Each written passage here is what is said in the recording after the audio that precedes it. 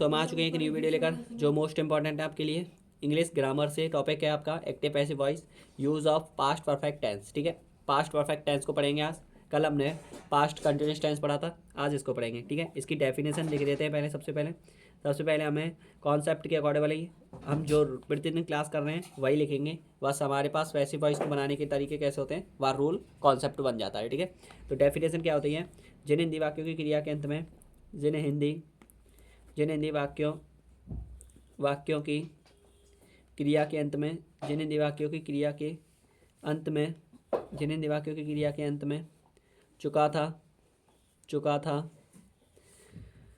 चुकी थी, चुका था, चुकी थी, चुके थे, चुका था, चुकी थी, चुकी थी, चुके थे, चुके थे, या था, ये थी, या ये थी, या था, ये थे आदि शब्द आते हैं। या था आदि शब्द आते हैं। उन्हें क्या कहते हैं? पास्ट परफेक्ट टेंस कहते हैं। यहाँ तक समझ में आया? आगे देखेंगे, इसका रूल लिखेंगे। रूल क्या होता है इसका? सबसे पहले किसका रूल लिख रहे हैं हम? पहले तो हमें रूल लिखना पड़ेगा, और जो है हम एक्टिव का लिख रहे हैं। सबसे पहले एक्टिव वॉइस का रूल लिख रहे हैं। एक्टिव वॉइस का रूल लिखेंगे, फिर उसके बाद क्या करेंगे? हम उसका पैसिव रूल लिखेंगे। ठीक है, तो सबसे पहले हमें एक्टिव रूल लिखना पड़ेगा। एक्टिव रूल क्या होता है? और जो भी ट्रांसलेशन में आपको जो भी पहले टेंस पढ़ा दिए थे उसमें आपके पास सब कुछ डाउट क्लियर कर दिए थे कि जैसे कि सिंगुलर क्या होता है, प्लूरल क्या होता है। बस आपको एक्टिव पैसिव वॉइस पर इसीलिए पहुंचाया जाता है जहां पहले आपको टेंस पढ़ा दिए जाते हैं। ठीक है बच्चों, इसी के अकॉर्डिंग। ठीक है, तो रूल क्या होता है, और मैंने आपके लिए सब कुछ पढ़ा दिया है। और जैसे कि आपके लिए फर्स्ट में मैंने आपके लिए यही पढ़ाया था टेंस, उसके बाद आपके लिए जो भी सिंपल थे वो भी पढ़ा दिए, और जो भी डाउटेड जो भी टेंस थे वो भी पढ़ाए हैं, और सेंटेंस भी पढ़ा दिए थे मैंने। ठीक है, अब जो भी है पहले हम इनको पढ़ेंगे, फिर उसके बाद नरेशन चैप्टर क्लोज करेंगे। ठीक है बच्चों, तो पहले इनको क्लियर कर देते हैं एक्टिव पैसिव वॉइस को, फिर नरेशन चालू करेंगे। ध्यान दीजिए अब इसमें रूल एक्टिव पैसिव वॉइस क्या होता है। हमारे पास एक्टिव वॉइस आपके पास रूल है, आपके पास सब्जेक्ट आएगा सबसे पहले, प्लस फिर हेड आएगा। हेड क्या होता है? ये सिंगुलर प्लूरल दोनों में लगता है, हेल्पिंग वर्ब होती है। सब्जेक्ट प्लस हेड प्लस क्रिया की थर्ड फॉर्म आएगी। क्रिया की थर्ड फॉर्म के बाद क्या आएगा? क्रिया की थर्ड फॉर्म के बाद ऑब्जेक्ट आएगा, और ऑब्जेक्ट के बाद फुल स्टॉप आएगा, और फुल स्टॉप के बाद ब्रैकेट क्लोज हो जाएगा। ठीक है, इतना समझ में आया? अब इसके बाद आता है पैसिव रूल। इसका पैसिव रूल क्या होता है? पैसिव वॉइस का रूल होता है आपके पास, पैसिव रूल का अर्थ होता है पैसिव वॉइस का रूल देखिए। ठीक है, पैसिव वॉइस का रूल क्या होता है? सबसे पहले हमारे पास सब्जेक्ट आता है, सब्जेक्ट को हम ऑब्जेक्ट में बदल देते हैं, अर्थ समझ रहे होंगे। ठीक है, उसी के अकॉर्डिंग हम इसको आपके लिए इजी बना देते हैं। ठीक है, तो ऑब्जेक्ट आएगा सबसे पहले इसमें, ऑब्जेक्ट आएगा। ऑब्जेक्ट के बाद आपके पास क्या आएगा? हेड आएगा। हेड के बाद आपके पास बीन आएगा। बीन के बाद आपके पास क्रिया की थर्ड फॉर्म आएगी।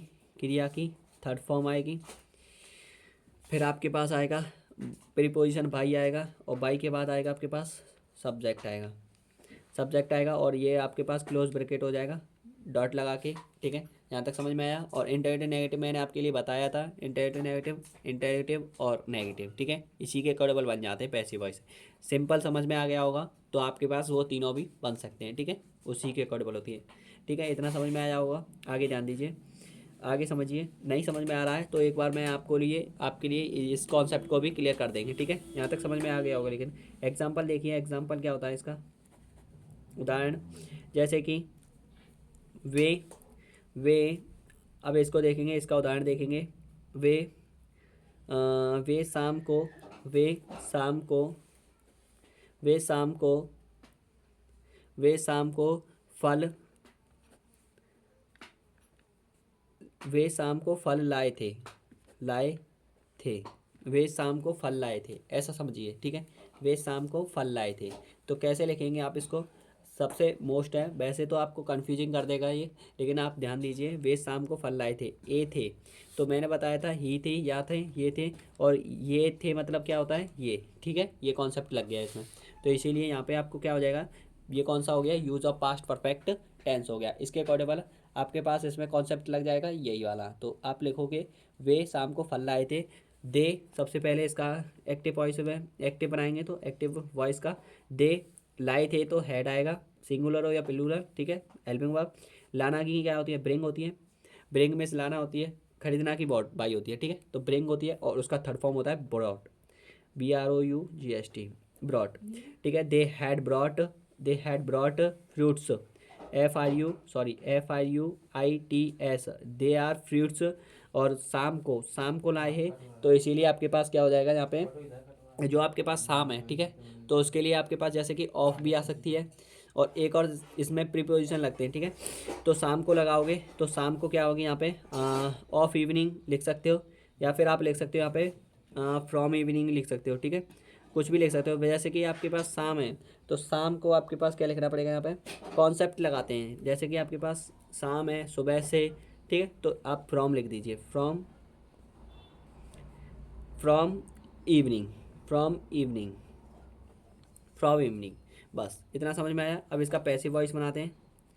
पैसिव वॉइस क्या हो जाएगा इसका, पैसिव होगा इसका इवनिंग, फ्रॉम इवनिंग जो है ये तो आपके पास कॉन्सेप्ट है, अदर वर्ड है, अदर वर्ड को नहीं लेते हैं इसमें, आपके पास सबसे पहले ऑब्जेक्ट लिखना होता है। ऑब्जेक्ट क्या होता है इसमें, फ्रूट है, क्या है इसमें, फ्रूट है, तो फ्रूट को आगे लेंगे पहले, क्योंकि ऑब्जेक्ट आएगा सबसे पहले। फ्रूट्स, अब फ्रूट से एक फल है नहीं है, ये बहुत सारे फल हैं, इसीलिए बहुत सारे फल हैं, तो फ्रूट्स के लिए क्या आएगा, और वो तो हैड, सिंगुलर हो या प्लूरल उनके लिए हैड ही आएगा, तो हैड। फिर बीन आएगी, क्योंकि बीन आएगा इसमें, क्यों आ रहा है, क्योंकि जो इसमें यही केस रहते हैं कि मैं आपको समझा दूं, तो जो use of past perfect tense, use of past perfect continuous tense का कुछ पार्ट इसमें मिक्सड हो जाता है, समझ में आया, मिल जाता है इसमें, तो इसीलिए इसका use of past perfect tense में ही करते हैं, use of past perfect continuous tense में नहीं करते, समझ में आया, तो यहाँ पे ध्यान देंगे। तो प्रेजेंट, सॉरी फ्यूचर में, सॉरी जो पास्ट है, सॉरी पास्ट में है, तो इसको लिखेंगे अब इस क्वेश्चन पे देखते हैं, फ्रूट्स हैड बीन यूज, आगे करेंगे इसके बाद ब्रॉट, ठीक है, वर्ब की थर्ड फॉर्म में ब्रॉट ही रहेगी, BROUGHT, ब्रॉट, ब्रिंग, ब्रॉट, ठीक है बच्चों। आगे फ्रूट्स हैड बीन ब्रॉट, फिर उसके बाद बाई आएगा, बाई के बाद, बाई से पहले आप फ्रॉम इवनिंग और लिखिए, यहाँ पे क्या लिखेंगे, फ्रॉम इवनिंग, थोड़ा सा इसको सही कर लेना, फ्रॉम इवनिंग, फिर बाई, फिर उसके बाद आएगा आपके पास सब्जेक्ट दैम, दे का क्या होता है, डैम होता है, दे, ठीक है, दे का डैम होता है, ठीक है बच्चों, और देयर उसका क्या हो जाएगा, उसका पॉजिटिव केस होता है। तो fruits had been brought from evening by them, या आप इस कॉन्सेप्ट को यहाँ से अदर वर्ड है बाई देम के बाद भी लिख सकते हो, क्योंकि यस्टरडे जब आता है तो वो बाद में भी लिख सकते हैं, ठीक है, ऐसा कर सकते हो आप। ज़्यादातर वैसे यहाँ पे निश्चित ज़्यादा रहता है, क्योंकि अदर वर्ड आपके कॉन्सेप्ट के अकॉर्डिंग यहीं पर करेक्ट रहता है, ठीक है बच्चों, दोनों ही सही, ठीक है। तो आपको वीडियो पसंद आई हो तो लाइक करना, कमेंट करना, और आगे भी ऐसे ही वीडियो आती रहेंगी, और देख लीजिए थोड़ा इसको, ठीक है, स्क्रॉल कर लीजिए, ठीक है। और डाउट हो तो आपको, जो भी डाउट है वो मुझे कमेंट के माध्यम से ज़रूर बता देना। थैंक यू, धन्यवाद।